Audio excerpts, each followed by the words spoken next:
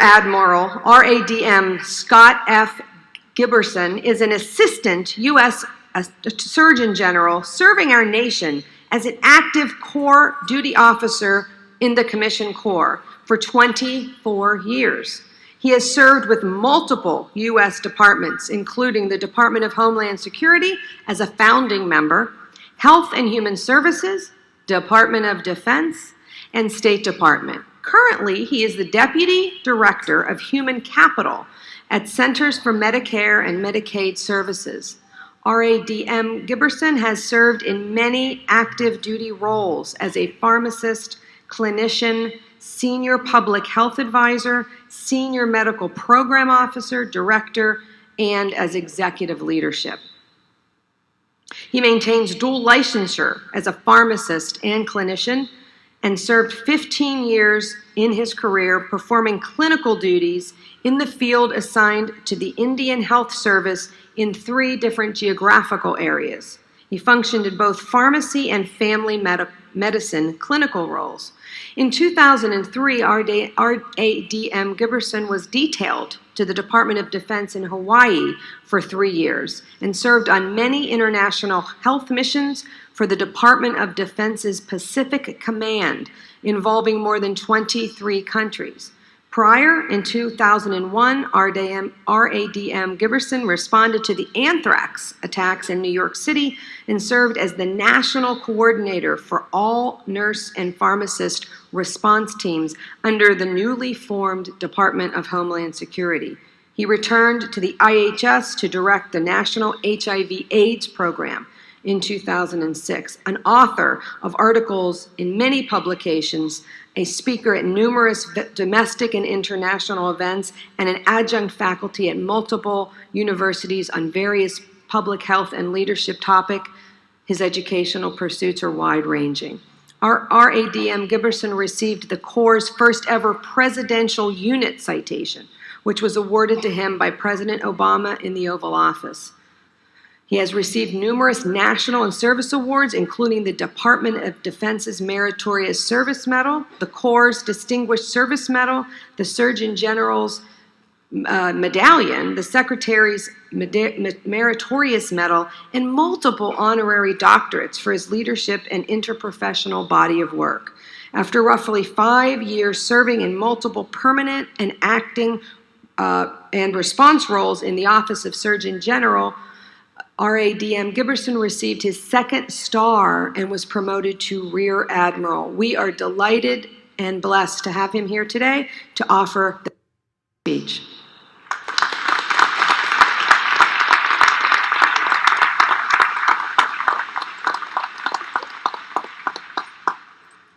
Thank you very much. Before I start my formal remarks, I just want to let you know, parents, that I spent a few minutes with each of these students in the green room, shaking their hands and saying congratulations, and they are very enthusiastic about the completion of their degrees, and I can certainly tell you that there's a palpable energy amongst them. So good work, parents. President Leahy, Provost Sclater, distinguished faculty, friends, guests, trustees, and to you, the graduate class of 2018, it's truly my honor to speak with you today. Be proud of your accomplishment, because today, everybody here has entrusted me to provide commencement remarks. I do take this responsibility seriously. Why? Because it's a milestone in your life, and they only come so often. Because you made a choice to continue your education beyond bachelor's degrees, and at least temporarily, it shows me that you're motivated. I also take this seriously because you have the ability to inspire the future. And one more thing. Physiologically, you'll never have more neurons in your brain than you do right now. So I want to take advantage of that. Now, to be honest, I don't remember my commencement speakers. I don't remember what they said. I've graduated 4 times. So let's see if I could change that across the next 12 minutes. Remember this phrase. It all begins with a spark.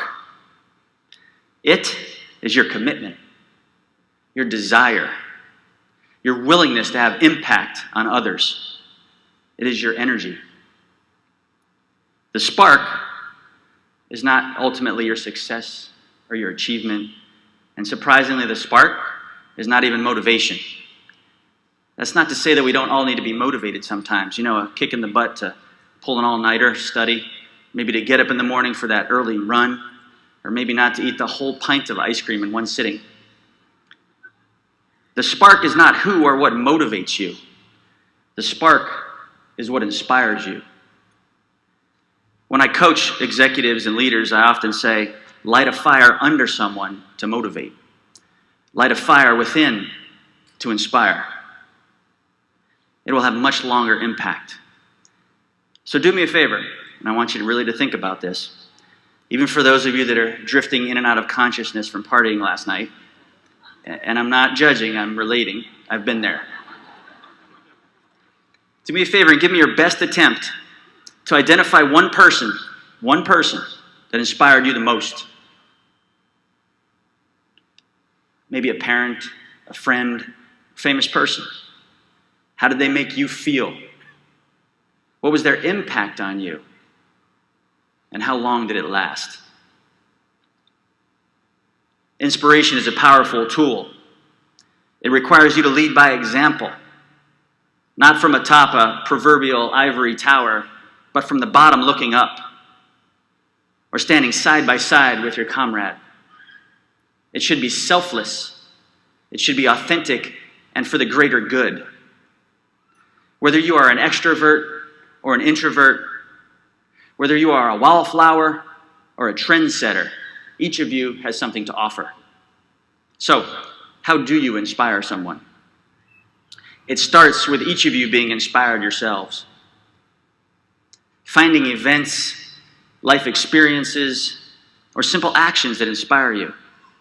Once that happens, you translate that into behaviors that you can do to inspire others. I want to provide today three of my favorite stories that might help you find your spark. Just a few years ago, during the Ebola crisis in Africa, at the direction of the President and the White House, our Corps was deployed to stand up and operate a field hospital in West Africa for responders that were infected with Ebola. This had never been done in the history of the United States. There is no Ebola vaccine, no cure, no treatment, and with the best support is up to 90% fatal. I had the honor to command over 300 officers across a 7-month period in Liberia as we worked in the hot zone with Ebola patients. One of our nurses that deployed was a very young officer doing research at the National Institutes of Health. She was within her very first year as an officer, not far out of college. Not only did she deploy to Africa to work directly with Ebola patients, but she volunteered to go. She had little training. She had never deployed. And we asked her to go to Liberia and take care of Ebola patients with arguably the deadliest virus on the planet. She summoned the courage, deployed, and became a key member of our first team on the ground, helping prevent the spread of Ebola globally. This young nurse's actions were an inspiration to others. Therefore, the first way to find your spark and inspire is to demonstrate courage in your life. A few weeks ago, I met a friend at a high school lacrosse game. Our sons had played together and known each other for a couple years. He is a younger dad. However, he was recently and unexpectedly diagnosed with terminal bone cancer. It was the first time I had seen him since he was diagnosed. As a father and a husband, he is going through some unbelievably challenging times, as you can imagine. When I saw him at the game, he came up to me and he said, "Hey, I heard your son is sick and out of the game with the flu. How's he doing? I feel bad for him." I just didn't even know how to respond. How is he doing? His act of kindness was not only unnecessary given his circumstances, but remarkably unselfish. For a person that speaks in front of large audiences and never short on words to say, I was left speechless. He inspired me. So the second way to find your spark and inspire others is to be kind and unselfish. Across the last decade, I've known a fellow Admiral that always told me to teach and inspire through true stories. He is talented at this, and I've spoken with him at many venues. I certainly like to emulate this method as frequently as possible. That said, you need content to tell these true life stories and inspire. So how do you acquire that content? Long before we were admirals, we came up through the ranks of our corps, where opportunities presented themselves. Deployment, speaking engagements, publishing, global response, and mentoring. We rarely declined an opportunity. Ultimately, I built our professional experiences and credentials. Outside of our work, it was the same thing. We wanted to be mentally and physically active, embrace life. Our experiences included skydiving, scuba diving, Tough Mudders, even bull riding. I once spent 24 hours straight in a teepee eating peyote with Navajo people in a medicinal ceremony. He decided to climb to the summit of Kilimanjaro. All these experiences helped to build our content. So how can these experiences be helpful? Well, think about it. We use these experiences and stories to build authentic relationships, maybe with our patients. How do you build trust and rapport with people? We use them to build rapport with partnerships and other professionals. The diversity of our experiences adds to our ability to impact positively diverse populations. Lastly, we use these stories when we talk to the next generation of leadership, whether it's young officers or recent graduates. We want to let you know that there are limitless opportunities out there, and the world right now is at your fingertips. Thus, the third way to find your spark and inspire is to seize the day. Inspirational behaviors deliver more lasting impact than any motivational message can possibly accomplish. So, can you be a person that inspires others? If you want to be inspiring, I can forewarn you that it takes energy, it takes resilience, and often sacrifice. But the reward is remarkable. When I was 18 and in college, my father passed away suddenly at 44. It was a tragic event in my life, but it ended up inspiring me beyond what I could possibly imagine. He taught me to live with integrity, be authentic, be humble. The primary reason I bring this up today is because in 1965, my father was sitting where you are as a Wilkes graduate. That means that Wilkes, in my eyes, produces some of the greatest graduates in the world. Having the opportunity now to try and inspire you 53 years later is my privilege. Your 2018 graduating class integrates students from 19 states, 11 nations. Wilkes offers 26 master's programs and 5 terminal degrees. In a few moments, they'll confer over 400 graduate degrees. These facts illuminate the diversity of your classes and the potential to impact so many populations. I encourage you not to be satisfied with the status quo. Believe that you are the one that will make the difference. Today, you embark on a new journey. Remember, demonstrate courage, be kind and unselfish, and seize the day. Inspire. Light their fire within and help them find their spark. As we say in the sea services to those men and women who are about to set sail, I wish you fair winds and following seas. Congratulations to the graduating class of 2018.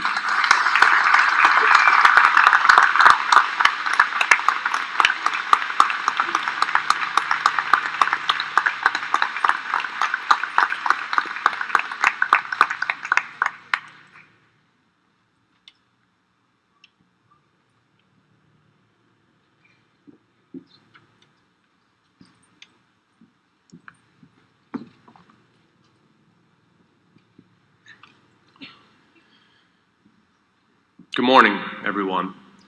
Before we continue with the conferral of the degrees, I would just like to ask you to join me in a moment I'd like to ask Rear Admiral Giberson to please stand.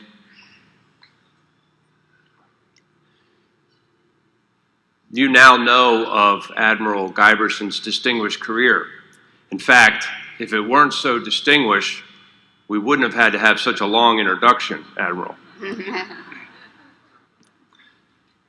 But I just would like to ask you to join me in thanking Admiral Giberson not only for his inspiring message today, and not only for his 25 years of service to our country, but you now know of his service to our fellow human beings around the world. I'd like to ask you to join me in thanking him one more time for his service.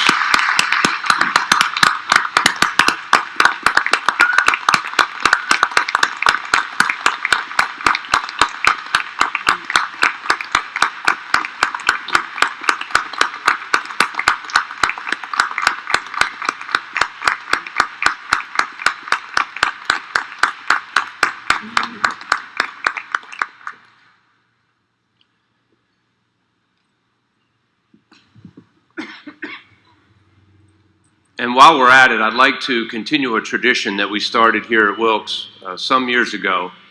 Anytime we are gathered together in this environment, and that is, we would like to ask anybody who's gathered here today who is currently or who has served our country in uniform, that's either military, police, or fire uniform, to please stand so that we might recognize your service to our country.